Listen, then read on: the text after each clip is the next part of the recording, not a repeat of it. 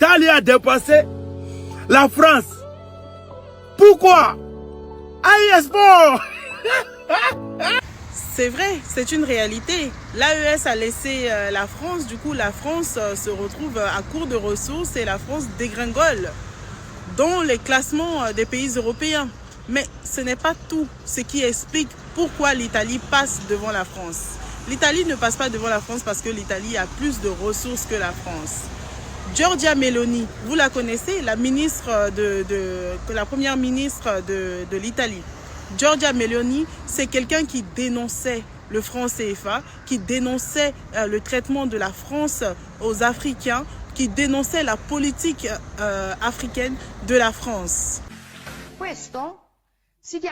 C'est ce qu'on appelle le franc CFA. C'est la monnaie coloniale que la France imprime pour 14 pays africains, à laquelle elle applique le seigneuriage, et en vertu de laquelle elle exploite les ressources de ces pays. C'est un enfant qui travaille dans une mine d'or au Burkina Faso. Le Burkina Faso est l'un des pays les plus pauvres du monde. Malgré la présence d'or, la France imprime de la monnaie coloniale pour le Burkina Faso et exige en échange que 50% de tout ce que le Burkina Faso exporte finisse dans les caisses du trésor français. Ce que cet enfant rampe dans un tunnel pour extraire finit en grande partie dans les caisses de l'État français. La solution n'est donc pas de prendre les Africains et de les déplacer vers l'Europe. La solution est de libérer l'Afrique de certains Européens qui l'exploitent et permettent à ces gens de vivre de ce qu'ils ont.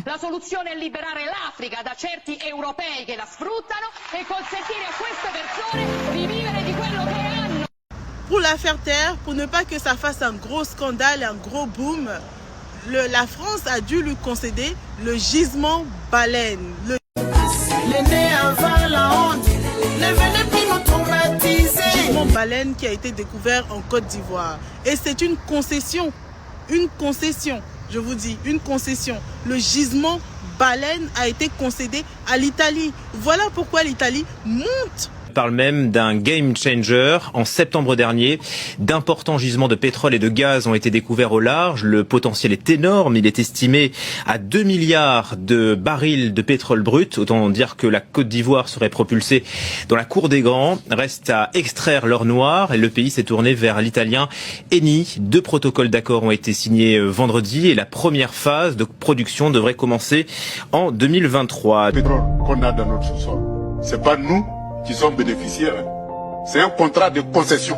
C'est-à-dire on a concédé à des étrangers. Alors que Petrosi est là, a toute la technologie pour extraire le pétrole. Mais non. On concède aux étrangers et ils ont 85% de notre pétrole et nous on a 15%.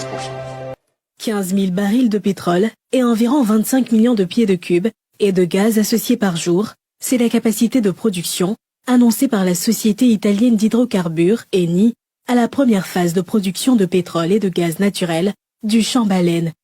Ce champ pétrolier, découvert le 1er septembre 2021 en Côte d'Ivoire, s'ajoute sur les champs pétroliers déjà existants. La production de ce nouveau champ pétrolier se fera en 3 phases, la deuxième phase qui sera entamée en 2024. Elle portera sur une production de 50 000 barils et environ 70 millions de pieds de cubes de gaz par jour. Pour la troisième phase, c'est au moins 150 000 barils de pétrole et 200 millions de pieds de cubes qui seront produits. Pour rappel, cette importante découverte a été réalisée par la société italienne Eni, experte en production d'hydrocarbures.